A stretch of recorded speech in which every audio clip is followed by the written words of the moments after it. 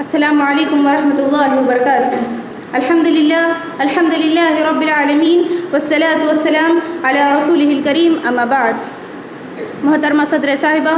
معاون انجمن اور میری پیاری بہنوں، آج اس پررونق محفل میں تقریر کا عنوان ہے جذبات و احساسات میں اعتدال۔ میری بہنوں، مذہب اسلام مذہب اعتدال ہے۔ اسلام ہمیں یہ سکھاتا ہے کہ کوئی بھی چیز اگر حد سے زیادہ بڑھ جائے یا حد سے زیادہ گھٹ جائے تو وہ نقصان کا باعث بن جاتی ہے۔ اسی لیے ہر کام میں ہمیں معتدل رہنا چاہیے، یعنی درمیانی راستہ اختیار کرنا چاہیے۔ اللہ تعالیٰ نے فطری طور پر انسان کے اندر جذبات و احساسات رکھے ہیں۔ صرف انسان ہی نہیں بلکہ جانور، حتیٰ کہ پیڑ پودوں کے اندر بھی جذبات و احساسات پائے جاتے ہیں۔ میری بہنوں، جذبات و احساسات ہونے کے لیے کوئی عمر کی قید نہیں ہے، چاہے وہ بچہ ہو یا بوڑھا، مرد ہو یا عورت، امیر ہو یا غریب، ہر ایک کے اندر جذبات و احساسات ہوتے ہیں،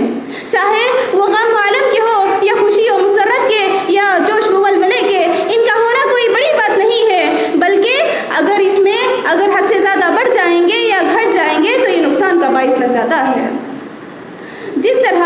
اگر انسان حد سے زیادہ خوشی میں ہوتا ہے تو وہ اللہ تعالیٰ کا شکر ادا کرنا بھول جاتا ہے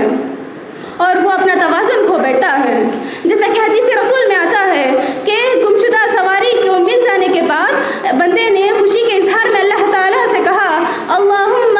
انت عبدی وانا ربک واقطع من شدت الفرح،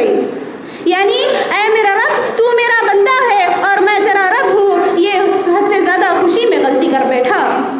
میری بہنوں، اسی طرح اگر غم حد سے زیادہ ہو جاتا ہے تو انسان کے لیے یہ ہلاکت کا باعث بن جاتا ہے۔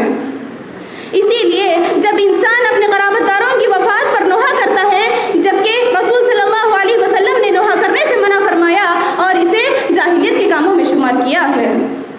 میری بہنوں، آپ صلی اللہ علیہ وسلم کی وفات کے موقع پر جب عمر رضی اللہ عنہ کے جذبات کا توازن بگڑ گیا اور شدید محبت کی وجہ سے جب انہوں نے رسول اللہ صلی اللہ علیہ وسلم کی وفات کو ماننے کے لیے تیار نہ تھے تو ابو بکر رضی اللہ عنہ نے اس معاملے کی سنگینی کو محسوس کیا اور ممبر پر چڑھے اور سورہ آل عمران کی آیت نمبر 140 پر 4 کی تلاوت کرتے ہوئے فرمایا کہ محمد صلی اللہ علیہ وسلم ایک رسول ہے اور ان سے پہلے بھی رسول گزر چکے ہیں۔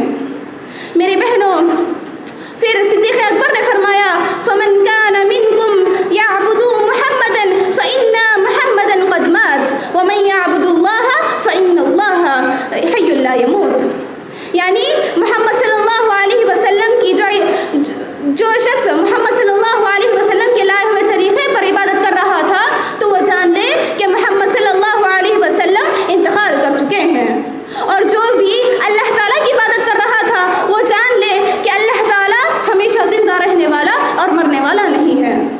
میری بہنوں، اس واقعے پر اگر غور کیا جائے تو ہمیں معلوم ہوگا کہ جہاں عمر رضی اللہ عنہ آپ صلی اللہ علیہ وسلم سے محبت کرتے تھے، اتنا یا اس سے زیادہ ابو بکر رضی اللہ عنہ کیا کرتے تھے، اور عمر رضی اللہ عنہ کے برعکس ابو بکر رضی اللہ عنہ نے صبر کے سرچشمے کو سنبھالا اور اسی طرح صحابہ اور عمر رضی اللہ عنہ کو تسلی دی اور انہیں بھی سنبھالا۔ میری بہنوں، ایک مرتبہ رسول صلی اللہ علیہ وسلم نے ایک عورت کو اپنے بچے کی خبر پر زار و خطار ہوتے ہوئے دیکھا تو اس کو نصیحت کرتے ہوئے فرمایا، انما الصبر عند الصدمة الاولى، یعنی حقیقی صبر وہ ہے جو مصیبت کے پہلے مرحلے میں کیا جائے، یعنی جب ہمیں مصیبت آتی ہے تو ہم شکوہ شکایت کرتے ہیں اور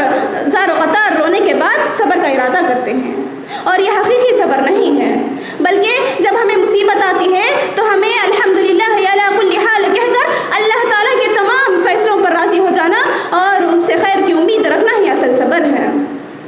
میری بہنوں، جب احترام اور محبت زیادہ ہو جاتی ہے تو انسان اولیاء اکرام کی حد سے زیادہ تعظیم کرنے لگ جاتا ہے اور انہیں معبود کا درجہ دینے لگتا ہے۔ اسی طرح جب احترام اور محبت کا جذبہ کم ہو جاتا ہے تو بچہ والدین کی نافرمانی کرنے لگتا ہے اور بدبختی کرنے لگتا ہے۔ لیکن وہی اگر ہم اپنے جذبات کو معتدل رکھیں اور ہر شخص کو اس کے لائق کا احترام کریں گے تو ہمیں ثواب بھی حاصل ہوگا اور ہم کبیرہ گناہوں سے بھی بچے رہیں گے۔ سامعات، رسول اللہ صلی اللہ علیہ وسلم کی زندگی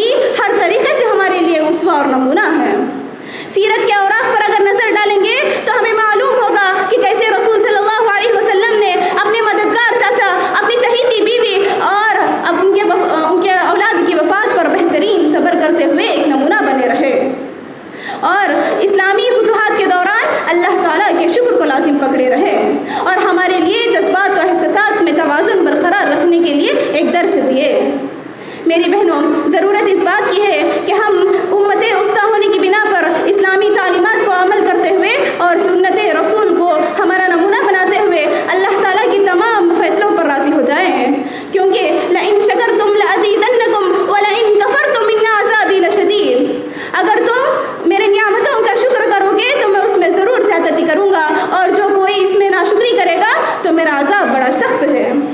اس آیت کے مد نظر ہمیں چاہیے کہ ہم اللہ تعالیٰ کے شکر گزار بندے بنے رہیں اور ناشکری سے بچیں اور سعادت دارین حاصل کریں انشاءاللہ۔ آخر میں اللہ تعالیٰ سے دعا ہے کہ اللہ تعالیٰ ہم تمام کو شاکرات اور صابرات بنائے اور ہمارے جذبات و احساسات میں توازن برقرار رکھنے کی توفیق